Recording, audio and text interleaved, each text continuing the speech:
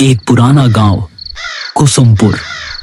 चारों तरफ खेत, टूटी कच्ची सड़कें और रात होते ही ऐसा सन्नाटा कि जैसे हर चीज किसी डरावनी शक्ति के अधीन हो। यहां गांव में कुछ दिनों से रात में लोग एक एक करके गायब हो रहे हैं और इन्हें कौन गायब कर रहा है ये कोई नहीं जानता। इस वजह से यहां के लोग रात में बाहर निकलने से डर रहे हैं। वीरेंद्र शहर में रह रहा था। उसके पिता की हाल ही में मौत हुई थी और अब उसे अपने पुश्तैनी घर और जमीन के कागज पूरे करने के लिए कुसुमपुर लौटना पड़ रहा था। शाम का समय था। आकाश में हल्की धुंध थी और सड़कें लगभग अंधेरी। वीरेंद्र ऑटो में बैठा गांव की ओर बढ़ रहा था। ऑटो वाला चुपचाप ड्राइव कर रहा था। वीरेंद्र ने मजाक में कहा, भाई रात में तो काफी सुनसान रहता है यहाँ। ऑटो वाला बस एक ही बात बोल पाया, साहब कोशिश करना रात को बाहर मत जाना। रास्ता लंबा और धूंध से भरा था। वीरेंद्र ने बाहर झांक कर देखा तो उसे सड़क किनारे खड़े पेड़ और खेतों के बीच से गुजरती अजीब सी परछाइयां दिखाई दी। हल्की हवा से पेड़ों की शाखाएं जैसे फुसफुसा रही हों। वीरेंद्र ने खुद से कहा, बस शहर में रहकर ही अच्छा था। ऑटो धीरे धीरे गांव के मुख्य चौक पर पहुंचा। वहां का दृश्य वीरेंद्र को हैरान कर गया। पूरे गांव में सन्नाटा था। कोई दुकानदार नहीं, कोई आदमी नहीं। चौपाल खाली थी। कुत्ते भी अपनी जगहों पर भौंक रहे थे। वीरेंद्र ने ऑटो वाले से कहा, भैया आप जाओ। ऑटो वाला सिर हिलाकर चुपचाप वहां से चला गया। वीरेंद्र अपने पुराने घर की ओर बढ़ा। पुराने रास्ते, टूटी सीढ़ियां और जर्जर दीवारें उसे बचपन की याद दिला रही थीं। घर का दरवाजा अजीब तरह से बंद था। वहीं उसे अपनी बचपन की दोस्त मंजरी दिखाई दी। मंजरी अब अकेली रह रही थी। उसका चेहरा थका हुआ और डरावना लग रहा था। मंजरी ने धीरे से कहा, और वीरेंद्र इतने साल बाद कैसे हो? क्या हालचाल है? और यहाँ आना कैसे हुआ? हाँ मंजरी, मैं ठीक हूं। मैं बस अपनी पुश्तैनी जमीन का कुछ काम पूरा करने आया था। लेकिन यह बताओ, ये गांव में इतना सन्नाटा क्यों है? वीरेंद्र, हर रात यहाँ कोई ना कोई आदमी गायब हो जाता है। कोई आवाज नहीं, कोई निशान नहीं। बस सुबह जमीन पर एक काला निशान मिलता है, जैसे किसी ने उन्हें जला दिया हो। वीरेंद्र ने हंसकर कहा,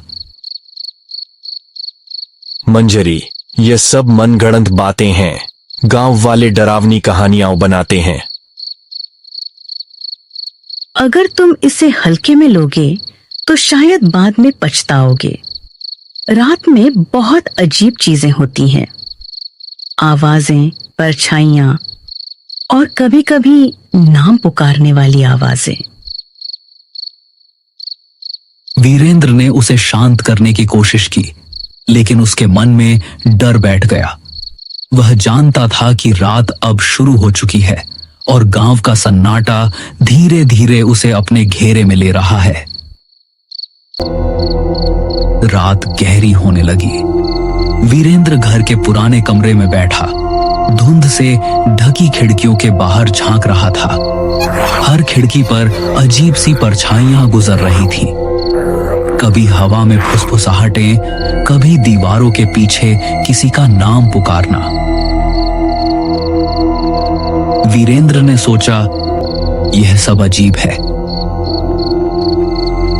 लेकिन उसके पास समय कम था। वो डरते डरते सोया। अगले दिन जमीन और घर के कागज कंप्लीट करने थे। वो धीरे धीरे गांव की गलियों में घूमना शुरू करता है। वहां हर घर का दरवाजा जल्दी बंद होता है। कोई बाहर नहीं दिखता। चौपाल बिल्कुल खाली। कुत्ते भी अजीब तरह से घूर रहे थे। वीरेंद्र ने महसूस किया कि जैसे हर कोई डर के साए में रह रहा हो। तभी उसे गांव का पुराना पंडित दिखाई दिया। पंडित बुजुर्ग और गंभीर थे। उनका चेहरा समय की मार झेल चुका था। पंडित ने वीरेंद्र को देखते ही गंभीर स्वर में कहा, वीरेंद्र, तुम यहाँ क्या करने आए हो? पिताजी के जमीन के कागज पूरे करने। लेकिन ये सब अजीब क्यों है? यह गांव शापित है और यह श्राप उसी जमीन से जुड़ा है जो तुम्हारे परिवार की थी। वीरेंद्र हैरान रह गया। उसने पूछा, कैसा श्राप? तुम्हारे दादा ने इस जमीन पर एक मंदिर गिरवाया था। उस मंदिर में एक रक्षक की आत्मा थी जो गांव की रक्षा करती थी। जब मंदिर टूट गया, आत्मा कैद हो गई। अब यह हर रात किसी इंसान की आत्मा खींचती है ताकि अपनी कैद से मुक्त हो सके। वीरेंद्र ने पंडित की बातों को बड़ी गौर से सुना, लेकिन उसके भीतर डर बैठ चुका था। वीरेंद्र ने पंडित की बातों को सोचते हुए रात बिताई। आसपास के धुंध और आवाजें उसे लगातार परेशान कर रही थीं। दीवारों के पीछे फुसफुसाहटें, हवाओं में नाम पुकारने की आवाजें और खिड़कियों से गुजरती काले साए उसे मानसिक रूप से कमजोर कर रहे थे। अगले दिन वीरेंद्र ने तय किया कि वह उस जगह जाएगा जहां मंदिर था। उसे जानना था कि क्या सच में यह श्राप उसके परिवार की गलती का परिणाम है। वीरेंद्र, मत जाओ वहां। यह खतरनाक है। तुम्हें शायद बचकर नहीं निकल पाओगे। मुझे सच्चाई जाननी है। अब डर कोई काम नहीं आएगा। रात का समय था। पूरा गांव वीरेंद्र को रोकने की कोशिश कर रहा था, लेकिन वीरेंद्र ने हिम्मत दिखाते हुए आगे बढ़ना तय किया। वीरेंद्र उस जगह पहुंचा। चारों तरफ जली हुई मिट्टी, टूटी दीवारें और बीच में एक पुराना बुझा हुआ दिया पड़ा था। वीरेंद्र ने धीरे से दिया जलाया। जैसे ही लौ उठी, जमीन हिलने लगी। हवा में सिसकारियां गूंजने लगी। वीरेंद्र का मन डर से कांप रहा था। तभी मंजरी वहां पहुंचती है, लेकिन उसका चेहरा बदल चुका था। उसकी आंखों में अब शैतानी शक्ति दिख रही थी। मंजरी इंसान नहीं थी। वो वही राक्षस की आत्मा थी जो मंदिर टूटने पर कैद हो गई थी। सालों से मंजरी गांव के लोगों को मार रही थी ताकि उन्हें अपने अंदर खींचकर श्राप से मुक्त हो सके। लेकिन अब वीरेंद्र के लौटने से उसकी कैद पूरी तरह टूटने वाली थी। मैं अब तुम्हें नहीं छोड़ूंगी। तुम्हें निगलने के बाद मैं इस श्राप से मुक्त हो जाऊंगी। नहीं, मुझे छोड़ दो। लेकिन आसपास धुआं फैल जाता है। धीरे धीरे वीरेंद्र गायब हो जाता है। गांव में अब केवल सन्नाटा और हवा में हल्की सिसकारियां रह जाती हैं। सुबह गांव में अफवाह फैलती है। वीरेंद्र भी उस राक्षस के चंगुल में फंस गया। गांव के लोग अब और अधिक डर के साए में जीने लगते हैं।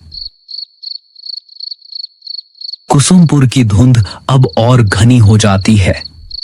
सड़कें, पेड़, खेत और पुराना घर सब कुछ जैसे वीरेंद्र की कमी को महसूस कर रहा हो। मंजरी अब पूरी तरह शक्ति में गांव में घूमती है। हर रात वह नए शिकार ढूंढती है और कोई नहीं जानता कि अगली रात किसका साया दीवारों पर रह जाएगा।